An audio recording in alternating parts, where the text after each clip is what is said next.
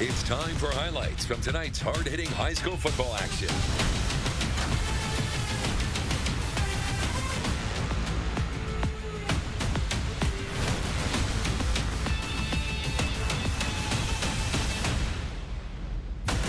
Sports Extra starts now. Sponsored by New West Sports Medicine and Orthopedic Surgery.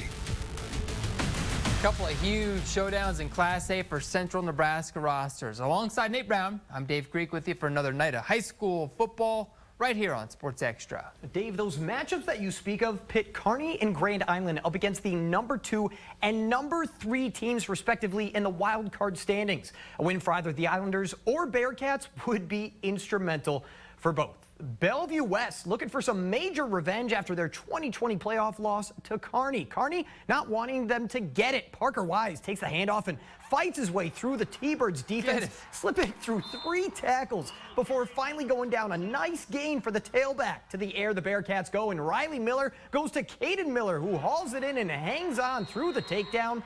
Kearney cuts its deficit. Bellevue West, though, not bothered. Luke Johansson buying time, and he's going to let a deep ball fly as Micah Riley gets behind everyone on the defense. A huge gainer before he's finally brought down, or pushed out of bounds, I should say, at the 9-yard line. A couple plays later, Les Richardson with a sidestep and lunge forward as he's in for 6 more. The Thunderbirds, they're flying high as they come away with a big 49-13 win. Scottsbluff Bearcats traveled to Northwest to tackle the Vikings, looking for another win. The Vikes up 22-15 just before the half. Bearcats Sebastian Boyle's going to tie this one all up, though, at 22.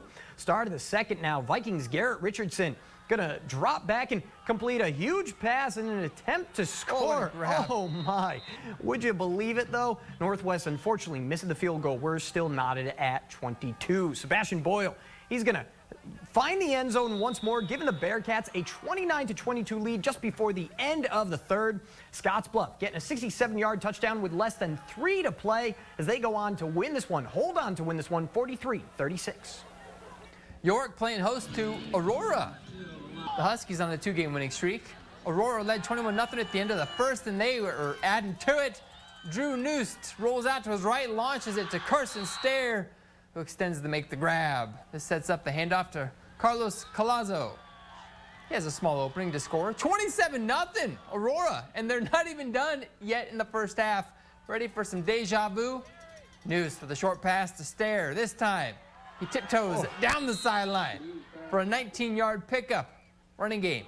Moving through Colazo again. He's got a further distance to go this time, but none of the 4 Dukes are going to catch him before the paint. Aurora in dominating an impressive style, 48-7 on the Dukes' home turf. The Stars looking to catch a breather as they go against Minden at home. First down for Kearney Catholic on the Whippets' 30-yard line. Brett Mahoney sidesteps and launches, drops into the outstretched arms of Garrett Schmatterer in the back of the end zone as they extend their lead. Minden looking for a response. Carter Harson only needs a few yards. He keeps on pushing till he pushes too much. The ball pops free, and Aaron O'Brien jumps on the loose change. The Stars now with another chance. They don't waste it. The very next play, Mahoney drops back once more and fits this one in between 2 defenders to Mason Mandernock, who's in for another score. The Whippets still looking to make something happen just before the half. Jaden Sear, though, he's got other ideas. He's going to high point this one to come down with the interception. Kearney Catholic does it again. The Stars now 5-0, 39-8 over Minden. Your final. The Wood River-Shelton Silverbacks looked for a win tonight at home against the Adams Central Patriots. Adams Central defense creating big turnovers early on. Breck Samuelson with the INT in Silverbacks territory, setting them up for this. With just 3 minutes left in the first quarter, Adams Central strikes with a touchdown from Jacob Eckhart to Jack Troush, 42 yards. He's just putting on the afterburners. Pats on top early. There was no slowing down Adams Central tonight, especially with a powerful runner in their backfield like Hyatt Collins. And Collins, he's going to take this one, and yeah, he's just going to bowl through guys. Adams Central, they're up 15. Patriots rack up the scoring to win it, 48-0. 2 of the top 4 teams in the D2 wildcard standings facing off with a massive number of points at stake for the winner, and these are the games deciding seeding at the end of the regular year. Luckily for Riverside, they didn't have to travel as they welcome in Humphrey St. Francis to Spalding and a matinee tilt. Here we go, little battle of the unbeatens, as we say. Riverside Chargers Opening drive, pitch play from Carter Keene to Tony Berger. Big stiff arm, and there he goes. Princeton into the end zone. Riverside up 8-6 at the end of one. Then momentum shifts in favor of the Flyers. Keene scrambles. This is a tough throw to make off your back foot. Throwing across your body. Interception by Isaac Klassen of Humphrey St. Francis. Setting up a successful scoring drive for the Flyers. Tanner Pfeiffer punches it in. 16-14 in favor of HSF.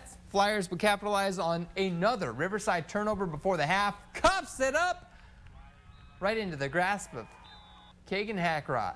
Next play, Pfeiffer takes it 42 yards to the house. Humphrey St. Francis led by 16 at the break. They go on to get this thing 44-30. Couple of 3-1 teams, Highline and Bertrand, looking to climb the D1 rankings. The Bulls already with a lead when they tack on more. Cooper Ray takes the handoff and finishes off just a 4-play drive, nearly untouched on the way. The Vikings waste no time in getting it back on the kickoff. Owen Brown gets it deep, and he's going to take it right back up the sideline in a hurry. You already know that one's a score. Makes it just a 3-point game. Highline looking to go ground and pound once more, but Jonah Nelson, he's got other ideas as he pokes it free. Gabe Bajorquez falls on it for the Vikes, and they are back in striking distance once more. He got the turnover. Why not repay the man? Nelson shakes free from his defender, and he's wide open on the beautiful toss from Owen Capps. Another score for the Vikes. Bertrand comes out of the high-scoring affair with a 55-38 result. Holdrege at home as Cozad comes to town with a 4-0 record and ranked number 6 in the C1 wildcard points. Second quarter, Dusters employ the old 3 yards in the cloud of dust philosophy. Jackson Heinrichs got the 4th down sneak. Fullback dive from Mason Marquardt on another 4th down try for the Dusters. They would go for it on 4 different occasions on one drive, converting on all 4 of them. The drive ate up 7 minutes, 18 seconds of clock in the second quarter alone. And they had possession during the first quarter. Then Jaden Jansen on the end around. A 1st down end around for a Duster score to make it 7-7. Cozad looking to move the ball a little more progressively. Nolan Matovic drops it into Corey Chicka's breadbasket. A gain of 45 yards for the Makers. Very next play, Matovic surveying the options again. Rolling to his right. Got someone. Overshoots the intended target. Cole Guthrie comes down with the interception to keep Cozad from getting points. Holdrege makes a game of it. Tied 14-14 in the 4th. Cozad gets the go-ahead score to win 21-14. The Broncos looking for a major upset going against the 4-0 Anselmo-Merna Coyotes. Great start for Amherst as Christian Wick comes flying in to rip the ball free. Nolan Elo recovers, and the Broncos are in business. 3rd and long now, and Brayton Bando drops back to find Elo deep over the middle. Great high point to come down with the catch. Anselmo-Merna, they're not phased. Garrett Porter, he's in the backfield in a hurry, coming up with the TFL to keep him off the board. But Amherst looking to put on a homecoming show. Riley Fisher rolls weak side and connects with Jacob Graham, who extends the ball over the pylon for the score. The Coyotes still slow to start. Brody Bogert makes them pay with a tackle in the backfield. Anselmo-Merna does all of its scoring starting in the second quarter. They come away 52-7 winners. Tri-County visiting Heartland, and the Huskies, well, they led most of the game, adding to it when Trev Peters lost it to Trajan Arbuck. Over the middle, gets into the end zone untouched. Heartland leading by 14 in the 3rd. They look ready to punch in another when Tri-City's defense holds tough on 4th and goal, stopping Heartland at the half-yard line. And Grant Lewandowski, he is fired up, and, well, rightfully so. But the short field won't play in their favor as the snap is going to fly over the head of Gavin Weichel and into the end zone where he's brought down for a safety. Heartland doubling up Tri-County 32-16, but the Trojans make a ferocious comeback through it all. They come away 40-38 winners. Homecoming weekend as Osceola takes on Palmer. Bulldogs quarterback Isaiah Zelazny really fast. So when he turns the corner and no one lays a hand on him, guess what? He's walking into the end zone. Ties it up at 8 after Palmer scored on the opening kickoff. Palmer would have a response. Gunnar Reimers, love the name. All 210 pounds of him pushing through the middle. Scores on 4th and goal to put Palmer ahead once again. Zelazny says, I meet your muscle with these wheels. Check them. Burst of speed. Gone.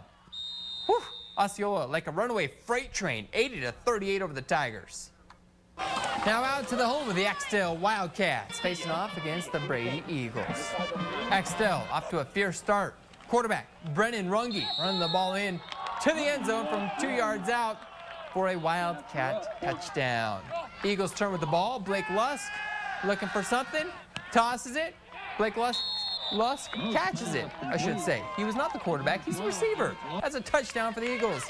Back to the Wildcats we go. This one was a back and forth contest. Elijah Bergstrom gets it off the left end and gets inside the pylon for another Wildcat touchdown. Points aplenty. It's the Wildcats with their first win of the season, 54-50.